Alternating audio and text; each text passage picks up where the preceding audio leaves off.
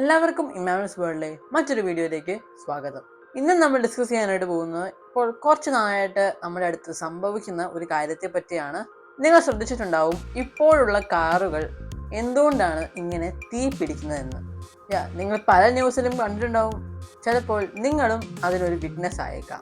ഇന്നത്തെ വീഡിയോയിലൂടെ നമ്മൾ അതാണ് ഡിസ്കസ് ചെയ്യാനായിട്ട് പോകുന്നത്. So let's start. ഈ ഒരു പ്രശ്നം സംഭവിക്കാവുന്നത് കുറച്ച് ഫാക്ടേഴ്സ് കാരണമാണ്.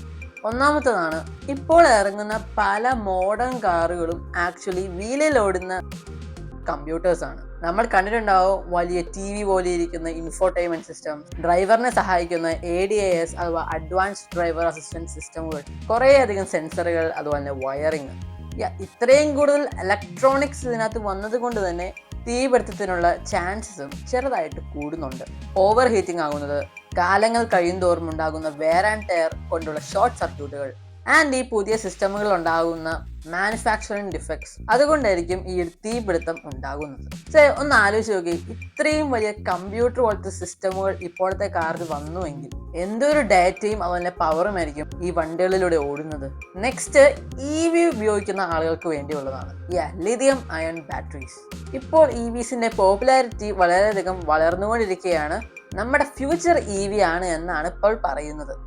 ഇലക്ട്രിക് വാഹനങ്ങൾക്ക് കുറെ സേഫ്റ്റി ഉണ്ടെങ്കിലും ആ ലിഥിയം അയൺ ബാറ്ററിക്ക് എന്തെങ്കിലും ഡാമേജസ് പറ്റുകയോ പഞ്ചർ ആവുകയോ ആൻഡ് എസ്പെഷ്യലി ബാറ്ററികളുടെ പേടി സ്വപ്നമായ തെർമൽ എക്സ്പീരിയൻസസ് അഥവാ ഓവർ ഹീറ്റിംഗ് ആവുകയോ ചെയ്യുകയാണെങ്കിൽ അത് തീപിടുത്തത്തിന് കാരണമായേക്കാം. ആൻഡ് ഈ ഉണ്ടാകുന്ന ഫയേഴ്സിനെ എക്സ്റ്റിങ്ക്വിഷ് ചെയ്യാനായിട്ട് അത്യാവശ്യം പാടുമാണ്. പക്ഷേ EVs ഇങ്ങനെ കത്തിപ്പിടിക്കുന്ന ഇൻസിഡൻസ് അത്യാവശ്യം കുറവാണ്. അടുത്തതാണ് പ്ലാസ്റ്റിക്കിന്റെയും അതുപോലെ ലൈറ്റ് വെയ്റ്റ് മെറ്റീരിയൽസിന്റെയും ഉപയോഗം. ഫ്യൂവൽ എഫിഷ്യൻസിയും അതുപോലെ തന്നെ പെർഫോമൻസും ഇംപ്രൂവ് ചെയ്യാൻ വേണ്ടി ഇപ്പോഴുള്ള മോഡേൺ കാറുകൾ പ്ലാസ്റ്റിക്കുകളും അതുപോലെ ലൈറ്റ് വെയ്റ്റ് സബ്സ്റ്റൻസസുമാണ് വണ്ടി ഉണ്ടാക്കാൻ വേണ്ടി ഉപയോഗിക്കുന്നത്. ഈ മെറ്റീരിയൽസിന് ഈ വക ബെനിഫിറ്റുകൾ ഉണ്ടെങ്കിലും ട്രഡീഷണൽ ആയിട്ട് ഉപയോഗിക്കുന്ന മെറ്റൽസിനേക്കാളും ഈ ഒരു സബ്സ്റ്റൻസസ് കൂടുതൽ ഫ്ലെയിമബിൾ ആയിരിക്കും. എങ്ങാനും തീ പിടിക്കുകയാണെങ്കിൽ ഈ ഒരു സബ്സ്റ്റൻസസ് അതിൻ്റെ ഇൻറ്റൻസിറ്റിക്കും അതുപോലെ തന്നെ ഫയർ പെട്ടെന്ന് കത്തിപ്പിടിക്കുന്നതിനും ഉള്ള കാരണവുമായേക്കാം. അടുത്തതാണ് ആഫ്റ്റർ മാർക്കറ്റ് ആയിട്ട് നമ്മൾ വെക്കുന്ന മോഡിഫിക്കേഷൻസും അതുപോലെ തന്നെ ഇംപ്രോപ്പർ ആയിട്ടുള്ള മെയിൻ്റനൻസും. നമ്മൾ അത്ര പ്രൊഫഷണൽസ് അല്ലാത്തവരെ കൊണ്ട് ഈ ഒരു മോഡിഫിക്കേഷൻസ് ചെയ്യുന്ന സമയത്ത് ചിലപ്പോൾ വയറിംഗ് ഒക്കെ ഇൻകറക്റ്റ് ആയി പോയേക്കാം. ചെറിയ പ്രശ്നങ്ങളും ചിലപ്പോൾ സംഭവിച്ചേക്കാം. ആൻഡ് ഓൾസോ നിങ്ങൾ കൃത്യസമയത്ത് മെയിൻ്റനൻസ് നോക്കാതെ സർവീസും ചെയ്യാതെ നടക്കുന്നവരാണെങ്കിൽ അതും തീപിടുത്തത്തിന് വളരെയധികം ഉത്തരവാദിയാകും. ഫോൾട്ടി ആയിട്ടുള്ള ആഫ്റ്റർ മാർക്കറ്റ് ലൈറ്റിങ്ങും അതുപോലെ തന്നെ മര്യാദക്ക് ഇൻസ്റ്റാൾ ചെയ്യാത്ത ഓഡിയോ സിസ്റ്റമുകളും അതുകൊണ്ട് തന്നെ സർവീസ് ചെയ്യാതെ നടക്കുന്നതുകൊണ്ട് തന്നെ എങ്ങാനും ഫ്യൂവൽ ലീക്ക് ആവുന്നുണ്ടെങ്കിൽ അത് മതി വണ്ടി ആളിക്കത്താൻ. പിന്നെ സംഭവിക്കാവുന്ന കാര്യം എന്ന് പറയുന്നതാണ് മാനുഫാക്ചറിങ്ങിൽ ഉണ്ടാകുന്ന ഡിഫക്റ്റുകളും അതിൻ്റെ റീകോൾസും. ഈ ഒരു ക്വാളിറ്റി കൺട്രോൾ മാത്രമല്ല, ചിലപ്പോൾ മാനുഫാക്ചറിങ് ഡിഫക്ട്സും ഇതിനൊരു കാരണമായേക്കാം. ഫോൾട്ടി ആയിട്ടുള്ള വയറിങ്, ഫ്യൂവലിന്റെ ലൈൻസ് അല്ലെങ്കിൽ ബാറ്ററിയുടെ കോമ്പോണൻസ് വരെയും ഈ തീപിടുത്തത്തിന് കാരണമായേക്കാം. ഈ ഇഷ്യൂസ് ഐഡന്റിഫൈ ചെയ്ത് കഴിയുന്ന സമയത്ത് മാനുഫാക്ചറേഴ്സ് റീകോൾസ് ഇഷ്യൂ ചെയ്യും. പക്ഷേ ഈ ഒരു ഡിഫക്ട്സ് കാരണം ഇൻസിഡൻസ് സംഭവിച്ചേക്കാം റീകോൾ ഇംപ്ലിമെന്റ് ചെയ്യുന്നതിന് മുമ്പ് തന്നെ. അഫ്കോഴ്സ് എല്ലാ കാറുകളും ഈ ഒരു ഇന്റേണൽ ഇഷ്യൂസ്, ഞാനിപ്പോൾ പറഞ്ഞ ഇന്റേണൽ ഇഷ്യൂസ് കൊണ്ട് മാത്രമല്ല തീ പിടിക്കുന്നത്, എക്സ്റ്റേണൽ ഫാക്ടേഴ്സും ഉണ്ട്.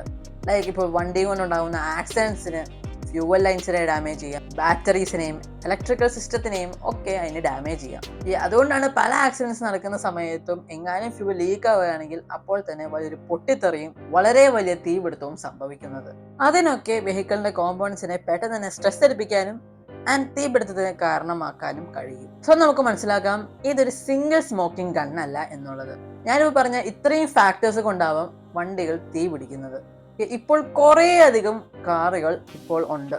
ആൻഡ് അതിൻ്റെ കൂടെ തന്നെ പുതിയ ടെക്നോളജികൾ like lithium ion batteries. And നമ്മൾ നമ്മുടെ കാറിനെ എങ്ങനെയൊക്കെ മോഡിഫൈ ചെയ്യും ആൻഡ് എങ്ങനെയൊക്കെ മെയിൻ്റെനൻസ് ഒക്കെ നോക്കും എന്നുള്ളതനുസരിച്ചിരിക്കും നിങ്ങളുടെ വണ്ടി തീ പിടിക്കുമോ ഇല്ലയോ എന്നുള്ളത്. ഞാൻ ഇത്രയും പറഞ്ഞ കാര്യങ്ങൾ വെച്ച് നിങ്ങൾ അടുത്ത ദിവസം മുതൽ വണ്ടി ഓടിക്കുന്ന സമയത്ത് നിങ്ങളൊന്ന് ബോണ്ടിലോട്ട് എത്തി വിലങ്ങി നോക്കുമായിരിക്കും പുക വരുന്നുണ്ടോ എന്നുള്ളത്. But as a car owner നിങ്ങൾക്ക് എന്തൊക്കെ ചെയ്യാൻ പറ്റും ഈ ഒരു തീപിടുത്തം വരാതിരിക്കാൻ വേണ്ടി? ഒന്നാമത്തേതാണ് ഏറ്റവും ഇമ്പോർട്ടൻ്റ് ആയിട്ടുള്ള കാര്യം, റെഗുലർ മെയിൻ്റനൻസ്. നിങ്ങളുടെ കാറിന്റെ ബ്രാൻഡ് പറയുന്ന സമയങ്ങളിൽ തന്നെ നിങ്ങളുടെ വണ്ടി കൊണ്ടുപോയി സർവീസ് ചെയ്യുക. സർവീസ് നടന്ന സമയത്ത് അവർ നിങ്ങളുടെ ഫ്യൂവൽ ലെവലുകൾ ചെക്ക് ചെയ്യുകയും വയറുകൾ എന്തെങ്കിലും ഡാമേജ് ആയിട്ടുണ്ടോ എന്ന് നോക്കുകയും അതുപോലെ വാർണിംഗ് ലൈറ്റ്സ് എല്ലാം മര്യാദയ്ക്ക് വർക്ക് ചെയ്യുന്നുണ്ടോ എന്ന് നോക്കുകയും ചെയ്യും. നെക്സ്റ്റ് ആണ്, നിങ്ങൾ മോഡിഫിക്കേഷൻസ് ചെയ്യുന്നതൊക്കെ കൊള്ളാം, ബട്ട് ആ മോഡിഫിക്കേഷൻസ് നിങ്ങളുടെ കാറിൽ ഇൻസ്റ്റാൾ ചെയ്ത് തരുന്ന വ്യക്തികൾ അത്യാവശ്യം ക്വാളിഫൈഡ് ആയിട്ടുള്ള പ്രൊഫഷണൽസ് ആണ് എന്ന് ഉറപ്പുവരുത്തുക. വളരെ ചീപ്പും അതുപോലെ അൺറിലയബിളുമായിട്ടുള്ള ആഫ്റ്റർ മാർക്കറ്റ് മോഡിഫിക്കേഷൻസ് ഒഴിവാക്കുക പരമാവധി. ഞാൻ നേരത്തെ പറഞ്ഞ പോലെ തന്നെ നിങ്ങൾ വണ്ടി ഓടിച്ചുകൊണ്ടുന്ന സമയത്ത് എന്തെങ്കിലും അൺയൂഷ്വൽ ആയിട്ടുള്ള സ്മെല്ലുകൾ, പുക അല്ലെങ്കിൽ എന്തെങ്കിലും ഇലക്ട്രിക്കൽ മാൽ ഫങ്ഷൻസ് ഉണ്ടോ എന്നും നിങ്ങൾ നോക്കുക. അതെങ്ങാനും ഉണ്ടെങ്കിൽ അപ്പോൾ തന്നെ വണ്ടി നിർത്തി ചാടി ഇറങ്ങി അപ്പോൾ തന്നെ നിങ്ങളുടെ വണ്ടി ഇൻസ്പെക്ട് ചെയ്തോ. ഞാൻ ഈ പറയാൻ പോകുന്നത് EV ഓണേഴ്സിന് വേണ്ടിയിട്ടാണ്. നിങ്ങളുടെ ബാറ്ററിക്ക് എന്തെങ്കിലും ഡാമേജുകൾ ഉണ്ടോ എന്ന് നിങ്ങൾ ഉറപ്പുവരുത്തുക. നിങ്ങൾ നിങ്ങളുടെ ബാറ്ററിക്ക് വേണ്ടി ഇത്ര കൺസേൺസ് ഉണ്ടെങ്കിൽ ഉടനെ തന്നെ നിങ്ങൾ ഡീലറുമായി കാണിക്കുക. അതുപോലെ തന്നെ നിങ്ങൾ തന്നെ ഒരു എമർജൻസി പ്ലാൻ സെറ്റ് ചെയ്യുക. അതായത് ഇപ്പോഴെങ്ങാനും ഞാനിപ്പോൾ പറഞ്ഞ ഫാക്ടേഴ്സിൽ എന്തെങ്കിലും ഒന്ന് കാണിക്കുന്നുണ്ടെങ്കിൽ അപ്പോൾ തന്നെ നിങ്ങൾ വണ്ടി നിർത്തിയിട്ട് പെട്ടെന്ന് തന്നെ ഇറങ്ങിയിട്ട് എമർജൻസി സർവീസിനെ വിളിക്കുക. ഇപ്പം നിങ്ങൾക്ക് മനസ്സിലായിട്ടുണ്ടാവും എന്തുകൊണ്ടാണ് ഈ സമയത്ത് വണ്ടികൾ പെട്ടെന്ന് തന്നെ തീ പിടിക്കുന്നത് എന്നുള്ളതിനെ പറ്റി. സോ അത്രേ ഉള്ളൂ. ഈ വീഡിയോ ഇഷ്ടപ്പെടുന്നു വിചാരിക്കുന്നു. സോ വീഡിയോ ഇഷ്ടപ്പെട്ടെങ്കിൽ ഡെഫിനറ്റ്ലി ഈ വീഡിയോ ലൈക്ക് ചെയ്യാനും ചാനൽ സബ്സ്ക്രൈബ് ചെയ്യാനും മറക്കണ്ട. നമുക്കിനി അടുത്ത വീഡിയോയിൽ കാണാം. അതുവരെയും ബൈ.